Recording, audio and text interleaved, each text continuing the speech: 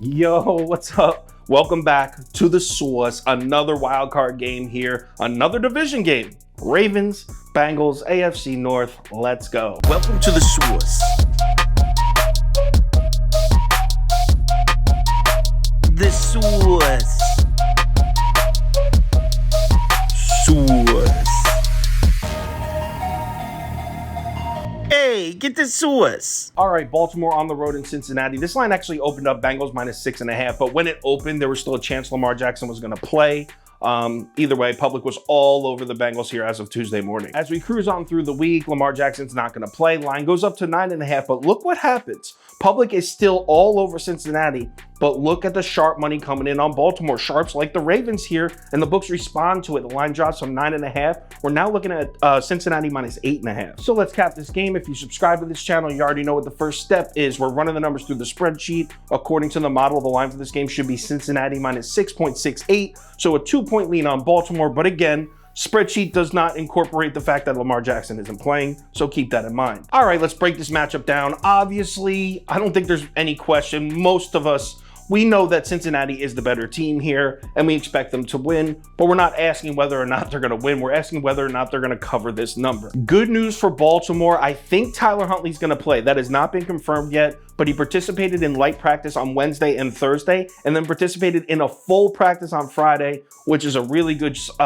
sign. Like I said, we don't know for sure yet, but if I had to guess, I'd say Tyler Huntley's going to start at quarterback for Baltimore. Here's the thing, though. Even with Anthony Brown at quarterback, and Anthony Brown... I'm not going to say anything negative. We all know what it is. But even with Anthony Brown at quarterback, Baltimore still should have covered this number last week against the Bengals. Final score was 27-16, and the Ravens finished the game with 3 straight field goal drives. Did you know that the Baltimore Ravens actually outgained the Bengals in that one? 386 total yards to just 257. Joe Burrow was not good.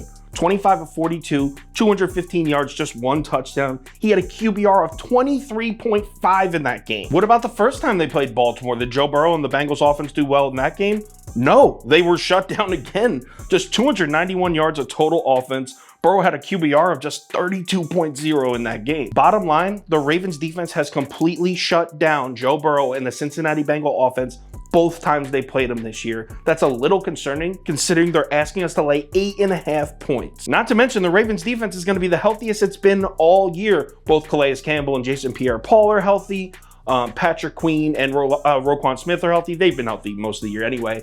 Marcus Peters and Marlon Humphrey at corners are healthy. This Ravens defense is almost at completely full strength, which it hasn't been all year. This Bengals offense might be in for a real long night here. Now, if you're betting Cincinnati, here comes the good news. We're going to talk about the Baltimore Ravens offense. This was an offensive unit that was struggling even before Lamar Jackson got hurt, and it has not gotten better since. It's definitely gotten worse. The Ravens offense looked great in the first 3-4 weeks of the season, but I mean, then Rashad Bateman gets hurt, Devin Duvernay gets hurt, Lamar Jackson get hurt, and it's just been a downhill slope. Now, the Bengals defense isn't anything great. It's a solid unit, but I wouldn't call it elite. That being said, against this Ravens offense, the Bengals defense is going to definitely look elite, which is why I'm betting the under in this game, but we'll get to that in a second. The only bright side to this Baltimore offense is both J.K. Dobbins and Gus Edwards are healthy and good to go for this game.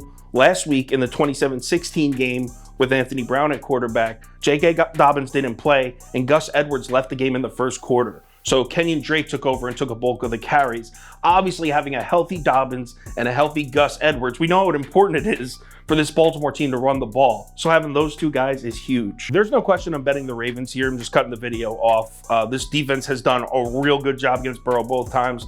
I think all Baltimore needs to do is run the ball and play D, and they should be able to keep this relatively close. This is a division rivalry game. There's always a little bit extra. So give me Baltimore plus 8.5 and give me the under at 40.5. If anything changes with these two bets, I will let you know on Twitter. So give me a follow there if you want. Also, if you want the final tickets we put out as a staff, bet of the day, parlays of the day, top bets, that kind of stuff, head over to KyleKirms.com or download the Sauce Network app. NFL playoffs, wild card weekend. Remember, it's easy to get fired up and to overbet, overextend yourself. Try not to. Try to remember to bet responsibly. I'll talk to you on Twitter.